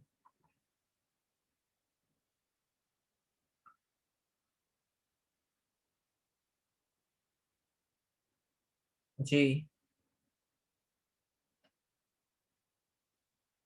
हाँ जी, क्लियर है।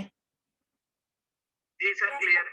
तो लिहाजा फिर मैं लिख सकता हूँ, अगर क्लियर है तो फिर आपको इसमें कोई शक नहीं होना चाहिए कि मैं इस चीज को ऐसे लिख सकता हूँ।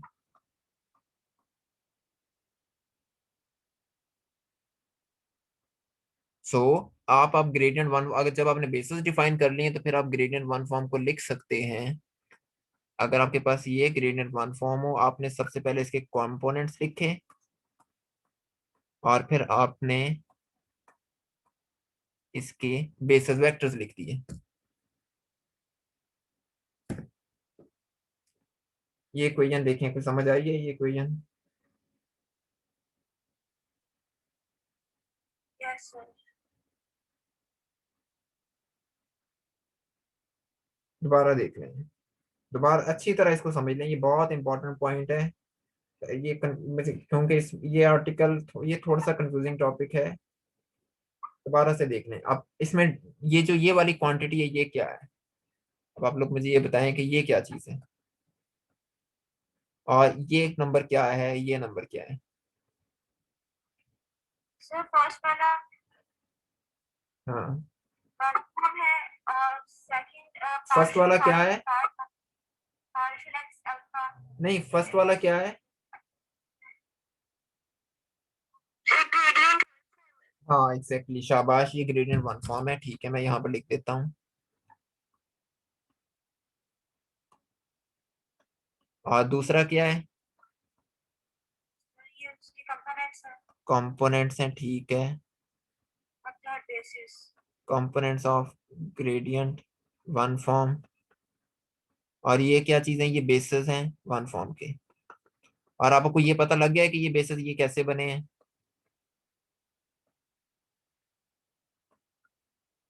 ये बेसिस हमने इस तरीके से बनाए हैं, ये भी हमने चेक किया है। ये हमने पहले एक एग्जांपल ली थी और देन वहां से फिर हमने बेसिस रिड्यूस की है अभी। क्लियर? Yes sir. अच्छा, क्या ये इक्वेशन देख के आपको कोई सिमिलैरिटी नजर आ रही है इस इक्वेशन में? दोबारा से मैं लिखूंगा,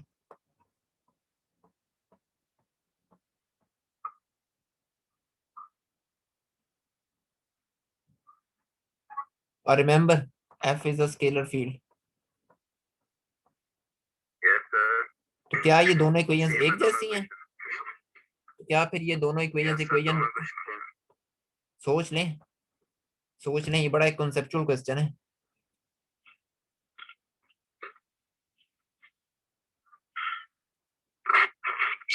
बेसिस भी वन फॉर्म है। हाँ वो बेसिस तो वन फॉर्म्स हैं, लेकिन इक्वेशन वन और टू क्या सेम है या डिफरेंट है? सॉरी, दोबारा बताइएगा, मैं समझा नहीं आपकी बात। आप कुछ और कह रही थी शायद, आप कुछ और कह रही थी, दोबारा बताएं। सर मैं ये कह रही हूँ कि क्वेश्चन वन में बेसिस हमारे पास वन फॉर्म है, लेकिन नीचे तो डी एक्स अल्फा सिंपल लिखा हुआ है। हाँ तो ये वंडरफुल, तो सर वन फॉर्म नहीं है। वंडरफुल, ठीक है, ये बड़ा एक इंपॉर्टेंट डिफरेंस बताया आपने, ठीक है। और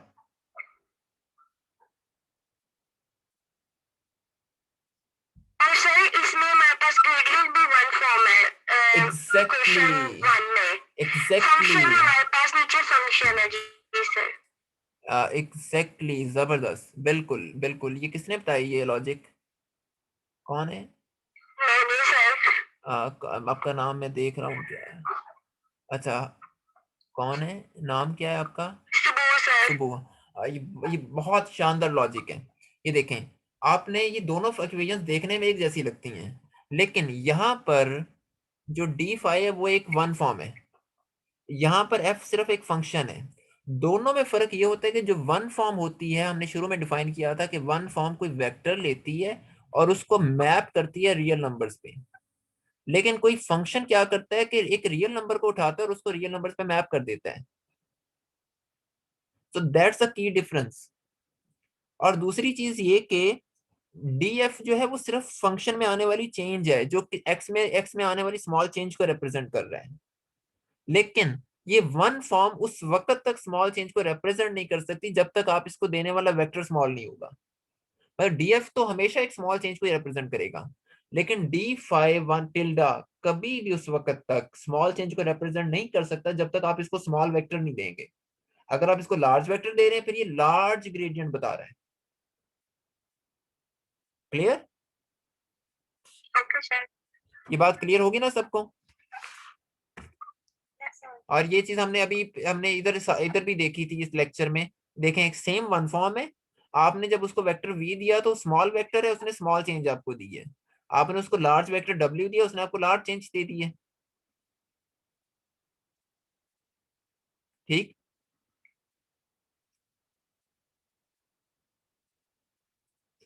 ओके, सो अब बस हम एंड पे ही हैं। अब हमारा बस एक आधा पेज रह गया करने वाला। अच्छा, अब हम क्या करने वाले हैं? अब हम सपोज करते हैं कि आपको मैं कोई वन फॉर्म देता हूं। अब हम इसी मिसाल को ना जरा दोबारा से समझते हैं। सपोज कि आपको मैंने एक वन फॉर्म दे दी है डी फाई, और इसको मैं लिख सकता हूं एक्स अल्फा के तौर पर। ये आपके पास एक वन फॉर्म है और इसके हमारे पास कोई पर्टिकुलर वेक्टर है एंड ए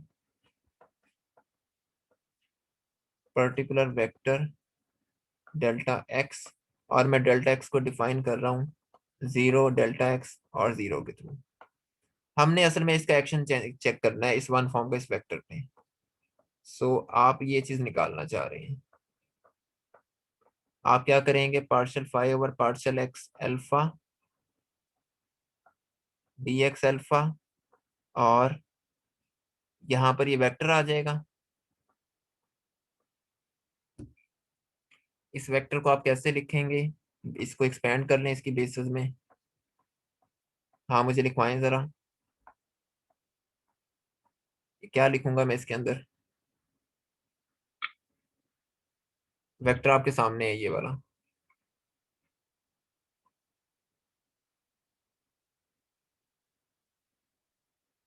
और हम किसी जनरल वेक्टर को ऐसे लिखते हैं।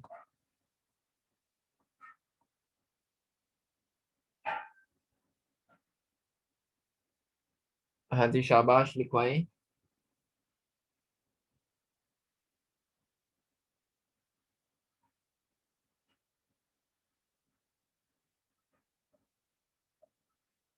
क्या हो गया? इतना मुश्किल क्वेश्चन तो नहीं है। ये डेल्टा स्टेप पार्शियल फाइव है पार्शियल एक्स। नहीं, अब वो तो हमने लिख लिया ना, पार्शियल फाइव और पार्शियल एक्स लैम्डा लिख लिया, डी एक्स लैम्डा लिख लिया। अब सिर्फ इस चीज को हमने यहाँ पर लिखना है इस तरह ओपन करके। ये delta delta x. Delta x one और ई वन। अल्फा इसलिए नहीं लिख रहा क्योंकि ये सारे कंपोनेंट्स तो जीरो है ना। सर मैं पार्शियल फाइव है पार्शियल वाई नहीं लिख सकते यहाँ पे? नहीं, क्योंकि इसमें फाइव तो है ही नहीं अब कहीं पर। अब तो आपने सिर्फ इस वेक्टर को एक्सपेंड किया है उसकी बेसिस में। ठीक है सर। और मतलब मैं यहाँ पर लिख सकता था डेल्टा एक्स बीटा और ई बीटा, लेकिन बाकी सारे कंपोनेंट्स तो वो जीरो हैं, इसके सिर्फ वन वाला कंपोनेंट नॉन जीरो, इसलिए मैंने डायरेक्टली वन लिख लिया। ठीक है सर। अच्छा, अब आप यहाँ से क्या कर सकते हैं, आप डेल्टा x1 को बाहर निकाल सकते हैं और ये चीज फिर बन गई आपके पास ये चीज। अब ये जो नंबर है इसको आप क्या लिख सकते हैं,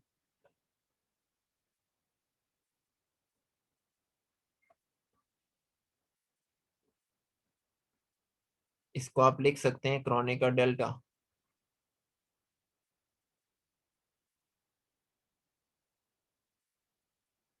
नहीं लिख सकते हैं या नहीं लिख सकते,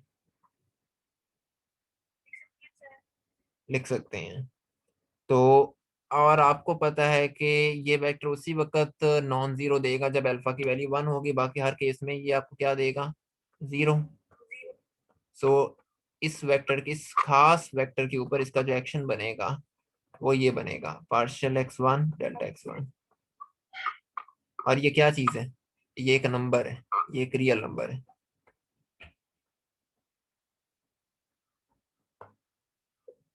क्लियर।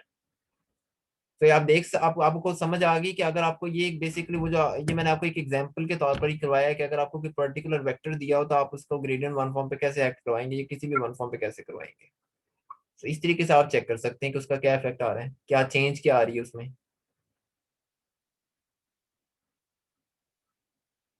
Okay sir. ठीक है, कोई मुश्किल इसमें। बस अब आखिरी एक दो कमेंट्स हैं और फिर हम वाइंड अप कर रहे हैं इसको। यहाँ तो कोई क्वेश्चन है तो पूछ लें। बस एक डेफिनेशन मैंने और बतानी है फिर हम इसको बस खत्म करते हैं। Normal one form. अब आप ये कहेंगे कि हमने अभी तक नॉर्मल वेक्टर्स के बारे में पढ़ते आए हैं, तो अब ये नॉर्मल वन फॉर्म कहाँ से आ गई है। और यकीनन आपने अभी तक पढ़ा ही नॉर्मल वेक्टर्स के बारे में होगा। और नॉर्मल वेक्टर्स क्या होते हैं, अगर हम कोई सरफेस ड्रॉ कर लूँ मैं यहाँ पर, सो लेट्स सपोज कि ये एक सरफेस है और इसके ऊपर मैं कोई नॉर्मल वेक्टर ड्रॉ कर लेता हूँ। तो ये मैंने कोई नॉर्मल वेक्टर ड्रॉ कर लिया है, इसको मैं एन कह देता हूँ। आप इसको नॉर्मल वेक्टर क्यों कह रहे हैं, क्या डेफिनेशन क्या होती है आपके पास नॉर्मल वेक्टर की। सर वो परपेंडिकुलर परपेंडिकुलर होता है, बिल्कुल ठीक है, और ये सरफेस के परपेंडिकुलर है। सो लेट्स सपोज कि आपके सरफेस पे हम सरफेस के लॉन्ग कुछ वेक्टर्स ले लेते हैं, एक ये वेक्टर ले लिया हमने और एक वेक्टर हम सरफेस के लॉन्ग ये ले लेते हैं। मतलब जितने भी वेक्टर्स जो सरफेस के लॉन्ग आ रहे होंगे उन सब के लिए ये जो नंबर होगा ये आपको क्या देगा, 0। सो यानी कि मैं इनको वी का नाम दे देता हूँ, इन सारे जो सरफेस के लॉन्ग वेक्टर्स आ रहे हैं। तो आपको क्या चाहिए होगा, आपका कहने का मतलब है कि एन डॉट वी जो है ये असल में 0 है। यही यही आपकी कंडीशन है ना नॉर्मल वेक्टर्स की। सो यानी कि आप इस चीज को ऐसे लिख सकते हैं, eta alpha beta N alpha V beta is equal to 0। लेकिन अब मसला ये है कि अगरचे ये नॉर्मल वेक्टर है लेकिन फिर भी आप इस नॉर्मल वेक्टर का से जो रियल नंबर है वो ईटा के बगैर तो नहीं बना सकते।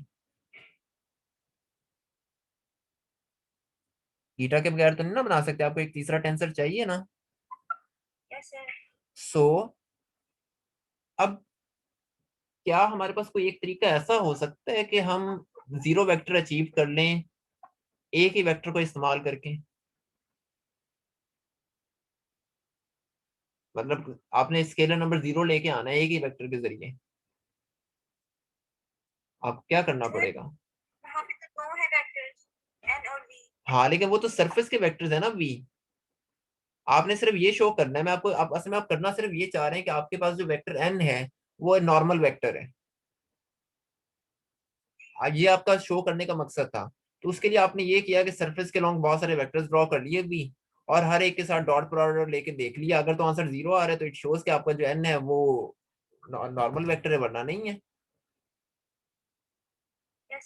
लेकिन अब मैं ये चाहता हूँ कि आपने आप लेकिन इस काम में मसला ये हुआ है कि आपने जब दूसरा वेक्टर ड्रॉ किया तो फिर उसको क्या आप और दो वेक्टर्स आ गए और आपने डॉट प्रोडक्ट निकालने के लिए आपको तीसरा इंटेंस ईटा बीच में लाना पड़ा।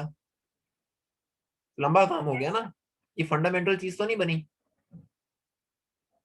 कि आप ए को कैलकुलेट करने के लिए किसी तीसरी चीज को लेके आ रहे हैं दरमियान में। अब क्वेश्चन ये है कि आपने, यूज करेंगे। हाँ, अब क्वेश्चन ये है कि आपने ये शो करना है कि ये जो एन है नॉर्मल वेक्टर है, लेकिन आपने आपने आ,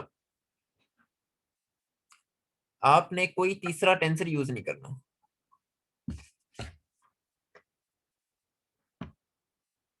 तो सर हम इस नॉर्मल को डिवाइड कर सकते हैं। वेक्टर अलजेब्रा में डिवीजन नहीं होती। सर सरफेस पे, जिस सरफेस पे ये डिवाइड करने का ड्रॉ किया है, तो डिवाइड करने का क्या मतलब होगा सरफेस पे? सर मतलब सरफेस के ऊपर वाला हम देख सकते हैं नहीं, और इनवर्ड जहाँ पे हमने वेक्टर ड्रॉ किया है। फिर भी आपको दो वेक्टर्स ही चाहिए होंगे इस काम के लिए भी। दो वेक्टर्स नहीं। अगर हम एक काम करें, देखें, let's define our normal one form omega. अगर हम कंडीशन ये लगाएं कि अगर ये नॉर्मल वन फॉर्म जिन भी वेक्टर्स के ऊपर एक्ट कर रही है, so let me call that, उन्हें कोई भी नाम दे लेते हैं। अब चले मैं उन्हें कोई, आप कहते हैं तो एन कह देता हूँ। अगर तो ये नॉर्मल वन फॉर्म उन वेक्टर्स के ऊपर एक्ट करे और आंसर आपके पास 0 आए, सो देन इट मींस कि आपके, सो इट मींस कि मतलब कि कहने का मतलब ये है कि ये एक ऐसी कंडीशन है जिसके जरिए सिर्फ आप एक वेक्टर को इस्तेमाल कर सकते हैं और आपको किसी मैट्रिक टेंसर की जरूरत नहीं, किसी तीसरे वेक्टर की जरूरत नहीं है। आप सिर्फ एक वेक्टर को इस्तेमाल करके एक रियल नंबर प्रोड्यूस कर सकते हैं। हम जी सर, ये बात वही वाली है कि जो हमने पहले कहा था कि वन फॉर्म वेक्टर के ऊपर अप्लाई करें तो एक रियल नंबर देता है। हाँ बिल्कुल। तो बेसिकली हम फिर इसको डिफाइन किस ठीक है तरीके से सर। कर रहे हैं कि the normal one form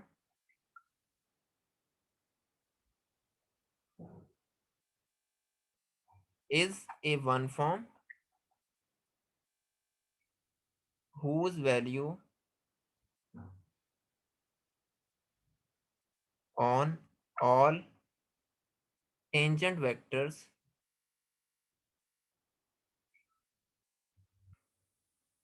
on a surface is 0। कि किसी सरफेस पे पाए जाने वाले जितने भी टेंजेंट वेक्टर्स हैं, उन टेंजेंट वेक्टर्स के लिए वो नॉर्मल वन फॉर्म आपको क्या दे रही है? 0 दे रही है।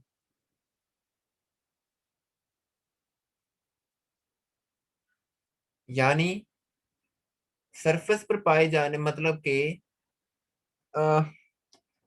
मतलब इस बात का ये है कि आपने पहले आप ये करते थे, आप डॉट प्रोडक्ट लेते थे ये शो करने के लिए कि वो जो वेक्टर्स हैं वो सरफेस के टेंजेंट आ रहे हैं या नहीं आ रहे।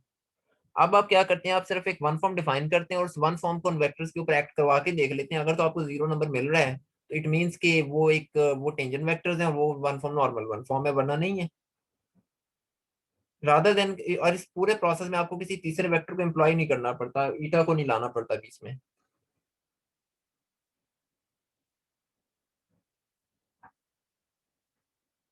Okay sir. कुछ समझ आई ये बात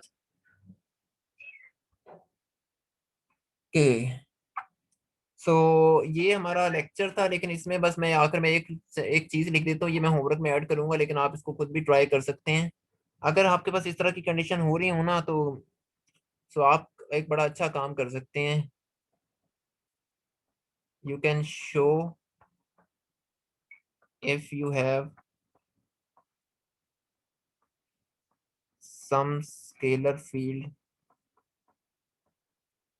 f, अगर आपके पास कोई स्केलर फील्ड f मौजूद हो तो फिर आप शो कर सकते हैं कि df is normal one form to surfaces of constant f।